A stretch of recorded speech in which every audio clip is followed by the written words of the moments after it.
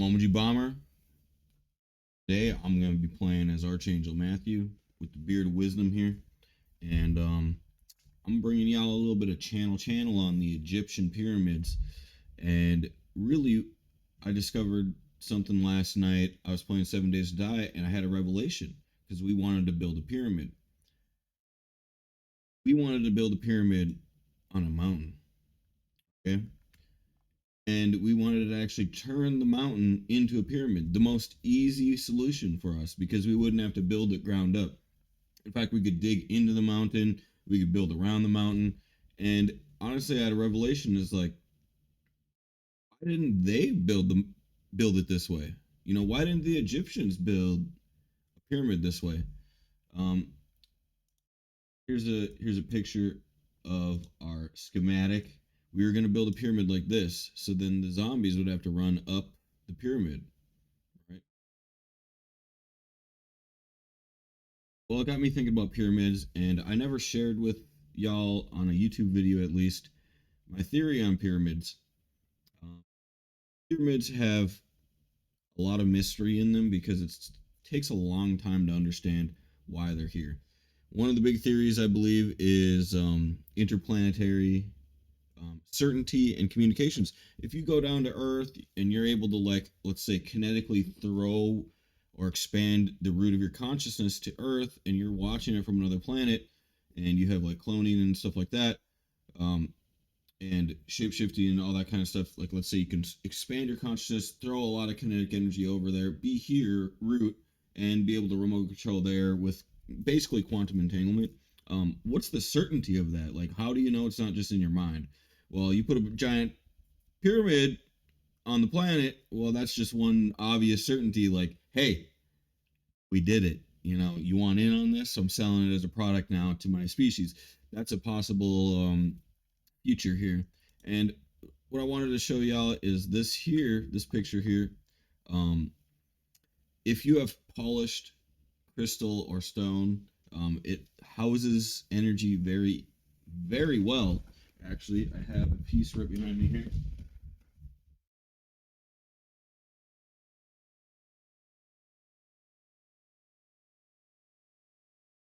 Two different pieces here. All right, and I have agite polished, which mine are. Mine are very polished, very well. It actually stores in kinetic energy very, very well. And it actually decoheres out kinetic energy very efficiently instead of chaotically. Um, when you have a polished crystal stone, you know that it'll have better properties. People that study crystals, they understand that it has better properties, holding in energy, decohering it slowly outwards, and when it's decohering it slowly outwards, it actually has a large force, and you can feel it. That's where the magic of crystals come into play. If you don't believe me, go to a crystal shop, go to like the back room, the one with all the lights and all the money, and they're, very expensive crystals. Go into that and just close your eyes for a second and just feel. Like, don't close your eyes and have this like weird pressure. Like, meditate. Like, go in there and meditate and just let go, and you'll feel it. You will. Well, here's the idea here is that I wanted to share is that these are energy storage devices potentially on top of all the other previous theories. Um, want large kinetic energy in order to make change in the world, and you have to store a large amount of kinetic energy in order to do like very advanced science magic, such as countering the pole reversal. To get enough kinetic energy on the planet in order to stop polar reversal or to stop the 45-degree polar reversals, which is a 25 and 25% chance in space when you're in a rotating object. It has a 25% chance to do a 45-degree left or a 45-degree right, whatever. Then it has a 50% chance to do a 180 degree change. So 90, 90, 50% chance, 180 degrees, complete flip, whatever. That's besides the point. There's no 45-degree chance. My bad. Um, this is stated on NASA. They said something about like every couple 100,000 years, it's flipping all the time. And that's because the more mass, the more kinetic energy, the more time. So smaller mass in space, when you flip something in space, rotate it really fast, it'll be flipping like this, right in front of your face. It'll be flip, flip, flip, flip, flip, flip, flip. Lower mass, it does it all the time. To stop this, you do something called scalar. Scalar is where you like predict large quantities of mass and take other large quantities of mass, and you're basically doing super advanced geometry. And it's not geometry at this point, it's like the next level. And not only is it the next level, we're talking about real life, so it's even the next level after that. It's like putting all of these knowledges of mathematics that you might have not even graduated yet, college level degree mathematics, putting it into work and actually seeing an outcome of it. Scalar is where like you predict a quantity of mass, right? But when you get into advanced scalar, you are taking larger quantities of mass and predicting the outcomes of this quantity of mass versus this quantity of mass. And then when you get into manipulating scalar, you actually make the secondary quantity of mass, attack the first quantity of mass, and then you understand what that quantity of mass is going to equate to ahead of time. And you actually can change the entire world with scalar, and our bodies, our minds, everything, our souls, everything actually operates around kinetic energy and scalar to me, and I believe to be God and the creators of worlds, the creators of video games, even everything operates around scalar and kinetic energy. Potential kinetic energy and kinetic energy to me is basically the same thing, but kinetic energy, you have to understand that there's the root of mass. The root of mass has spin. The root of mass also has momentum potentially, and the root of mass also has mass. So it's spin, momentum, mass. All three of these are potential and kinetic energies, and they make operating systems work. Understanding spin and momentum and mass is key to understanding scalar. The more you understand spin, mass, and momentum, the more you're going to be able to work with scalar and understand it and be able to connect it into your theories and theologies and understanding of the pyramids. And one thing I really want to talk about is storing kinetic energy. This is an example of ascension. Come into my shrine, come into my building, and I will ascend you. Well, remember when you expanding your consciousness to earth, telling it as an experience? Well, some people don't always get that treatment. Some people go, "You're blacklisted," and we actually compress your consciousness to true form and then shoot it and exile you to earth. This is what happened to Adam, I believe, in Adam and Eve. Is many beings aren't getting the experience of earth sold to them. In fact, they are being exiled here to experience earth the real way. Some of us don't have to go through that. Some of us are like starseed expanders, where we're working on earth remotely and safely and helping the exiles. And as they do good, they can go to places like the pyramids and potentially have the working periods. This is back when they were working and functioning the way they intended to be. They're not polished anymore. They're not working the way they were supposed to be.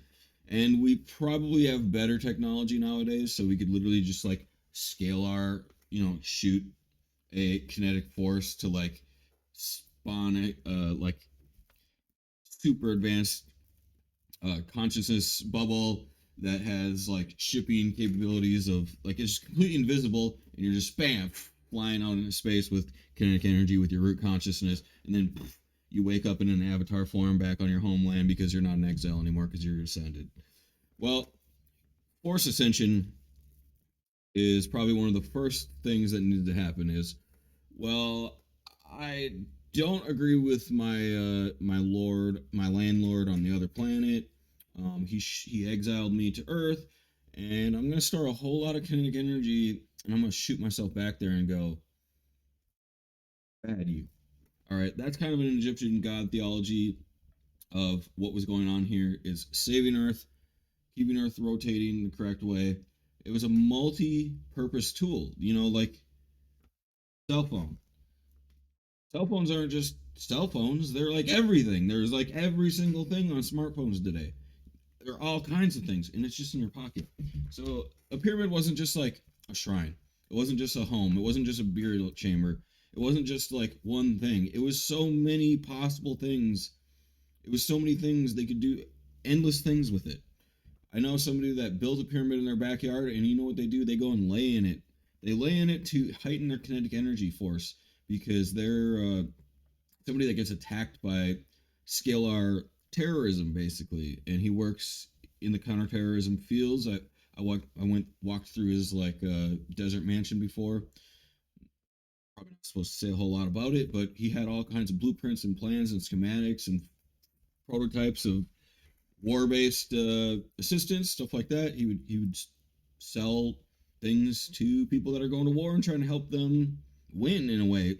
So he was a major attack for. There was major attacks against him, and he was just trying to enhance his kinetic energy. So he built a $2 million pyramid. I think it was $2 million at the end of the day, something like that. And he would go into the middle of it, and the sun in the desert would charge this pyramid. He would lay in it at night, and he would allow it to decohere into his body, probably even sometimes during the day, and he would get massive amounts of kinetic energy boost, so he could survive the kinetic terror that he was going through. He was dealing with terrorism, enemy forces that had large amounts of ability to just shoot matter into him and change his mass with scalar science. Um,